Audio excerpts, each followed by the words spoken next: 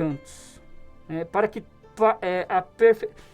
para o desempenho do seu serviço, para a edificação do corpo de Cristo, até que todos cheguemos à unidade da fé e do pleno conhecimento do Filho de Deus, que é o Senhor Jesus Cristo, a perfeita varonilidade, à medida da estatura, da plenitude de Cristo. Então vamos encerrar essa meditação aqui, falando um pouquinho sobre o que é isso aqui. Por que Deus me chamou para ser pastor? Para que Deus me deu também um ministério aqui de mestre? Mestre, irmãos, é aquele que ensina, que transmite conhecimento. Tem o profeta que vai pregar, tem o evangelista que vai pregar, vai naquele culto avivado, vai profetizar, vai revelar, mas o pastor vai apacentar e ensinar, sendo aqui ele mestre também. Nem todo pastor é mestre, infelizmente, deveria ser, mas nem todo pastor é mestre, e nem todo mestre é pastor. São coisas que o Senhor dá. E na minha vida coube o Senhor me conceder com graça, para que eu fosse pastor e mestre. Querendo, irmão William, e os nossos irmãos que estão conosco, o aperfeiçoamento dos santos. Quem são esses santos? São as ovelhas, são o povo, são aquelas pessoas que vêm para a igreja cultuar o Senhor, são aquelas pessoas que vão se convertendo, que Deus vai acrescentando. Esses são os santos. A palavra santo aqui, irmão, ela tem um significado, e a palavra santo ela significa separado, Então é uma palavra, acho que grega, eu vou buscar hebraica ou grega, agora me fugiu da memória aqui, mas ela significa separado. Aqueles que foram separados para um santo ministério, aqueles que foram separados por Deus para não viverem segundo os costumes do mundo, as doutrinas, as ideologias do mundo, mas serem separados para servirem a Deus. Tá? Então, a palavra santo aqui encaixa nesse contexto. Aqueles que Deus tem chamado, irmão William, para se separarem do mundo, para servirem a Ele. Ah, mas somos nós os evangélicos? Não. Tem pessoas em outras religiões aí, outros segmentos religiosos, que são santos, são pessoas separadas, que se separaram para Deus, servem a Deus também, e às vezes, porque o título, irmãos, hoje, a gente não gosta de usar muito, irmão William, e não devemos usar muito. Eu sou evangélico. Irmãos, nós temos que ser cristãos, Porque o termo correto é ser cristão, seguidor de Cristo. Então vamos lá. Para que essas pessoas, irmão Williams, as almas, as ovelhas, aquelas pessoas que congregam, elas sejam aperfeiçoadas para o serviço, para desempenhar tarefas na obra de Deus. Quando Jesus subiu aos céus, Mateus capítulo 28, ele disse assim, fazei discípulos. E a palavra discípulo significa aluno. Então Jesus falou assim, vocês vão, pregue, ensine, cure em nome de Jesus, expulse demônio em nome de Jesus, mas façam discípulos. Então o pastor, irmão William, nós, eu tenho a obrigação de fazer discípulos, seguidores de Cristo.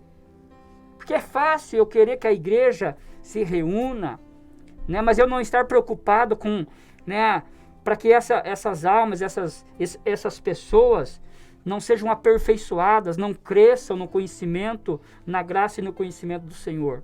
Então é muito fácil, preocupado, eu vou lá, me reúno no domingo, mas no dia a dia dessas pessoas.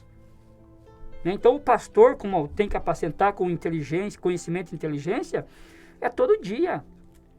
Às vezes o pastor tem que ir na segunda-feira, se for solicitado, tem que ir, na terça-feira tem que ir, na quarta tem que ir, na quinta tem que ir, na sexta tem que ir, no sábado, no domingo, de madrugada, tem que ir. Tem que ir. Se a ovelha está lá, se perde. E aqui é a carta do apóstolo Paulo aos Colossenses, pastor Ivo, no capítulo 3, versículo 12, para ajudar na meditação. Vai lá. Revesti-vos, pois, como eleitos de Deus, santos e amados, de ternos afetos de misericórdia, de bondade, humildade, de mansidão e de longanimidade. Longanimidade. Justamente. E como é que eu consigo estar imbuído com tudo isso? Se eu não tiver um pastor que me ensine, né? Então vamos lá. Para o desempenho do seu serviço. Para a edificação do corpo de Cristo. Tá? Cristo é o cabeça da igreja.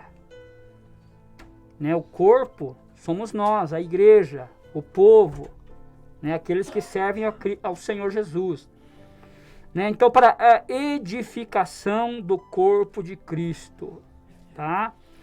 E edificação aqui é algo também que tem sido deixado para trás. Muitos pastores hoje não estão mais preocupados com a edificação do corpo de Cristo. Né? Porque edificar dá trabalho. Edificar, né, é difícil.